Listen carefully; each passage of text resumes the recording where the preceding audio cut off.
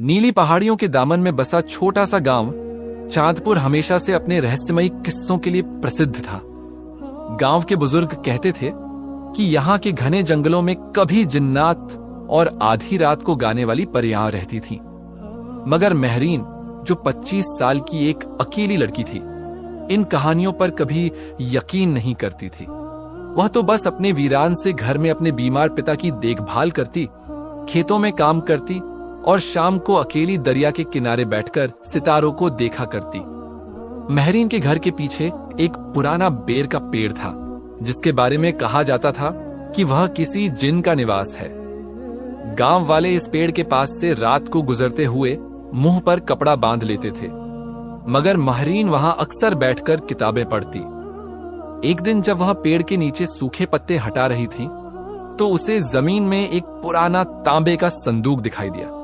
संदूक खोलते ही उसके हाथों से एक जर्द रंग का कागज गिर पड़ा, जिस पर अजीब सी निशानियां बनी थीं। उसी शाम गांव में पहली बारिश हुई। महरीन खिड़की से बाहर बारिश की बूंदें गिन रही थी कि उसे लगा जैसे कोई उसे देख रहा है। पेड़ के नीचे एक लंबा सा आदमी खड़ा था, जिसके कपड़े पुराने जमाने के थे और आंखें चांद की तरह चमक रही थीं। वह आदमी जब मुस्कुराया तो महरीन के रोंगटे खड़े हो गए। उसकी सांस तेज हो गई जब उसने देखा कि वह आदमी हवा में घुलता चला गया। अगले दिन महरीन ने गांव के सबसे बूढ़े आदमी हकीम बाबा को वह पुराना कागज दिखाया। बूढ़े ने आंखें फाड़कर कहा, बेटा, यह तो जिन्हों की जबान है। यह कहता है कि इस पेड़ के नीचे एक ऐसा आदमी दफन है जो 100 साल पहले एक औरत के प्यार में मारा गया था। वह हर बारिश की रात जिंदा हो जाता है। महरीन को यकीन नहीं आया, मगर अगली बारिश की रात जब वह अपने कमरे में लेटी थी, तो उसे कोई दरवाजा खटखटाने की आवाज सुनाई दी। दरवाजा खोला तो वही पुराना आदमी खड़ा था। उसके होंठों पर एक उदास मुस्कान थी। तुमने मेरा खत पढ़ लिया? उसने कहा। महरीन के मुंह से चीख निकल गई, मगर वह भाग नहीं सकी। उस रहस्यमय आदमी ने उसका हाथ पकड़ लिया। उसके हाथ में कोई गर्मी नहीं थी, बस एक ठंडक थी जो महरीन के शरीर में उतर गई।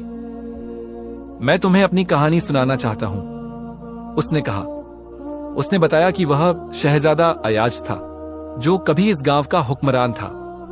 एक देहाती लड़की से प्यार हो गया था, मगर उसके परिवार वालों ने उसे जहर देकर मार डाला था। उसकी आत्मा को बेर के पेड़ के नीचे दफन कर दिया गया था। हर बारिश मेरी आत्मा को थोड़ी देर के लिए जिंदा कर देती है।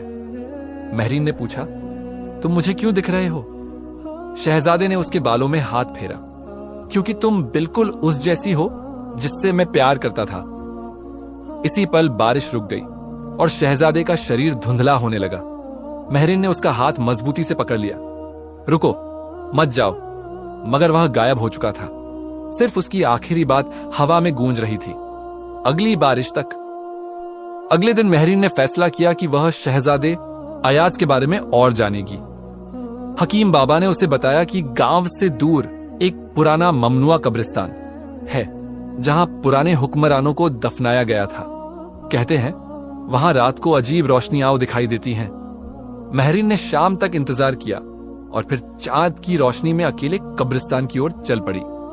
जब वह टूटी हुई दीवार पार करके अंदर घुसी, तो उसने देखा कि एक कब्र पर ताजे फूल रखे हुए हैं। करीब पहुंची तो उस पर लिखा था, शहजादा अयाज प्यार में मारा गया। अचानक उसे पीछे से पत्तों के सरसराने की आवाज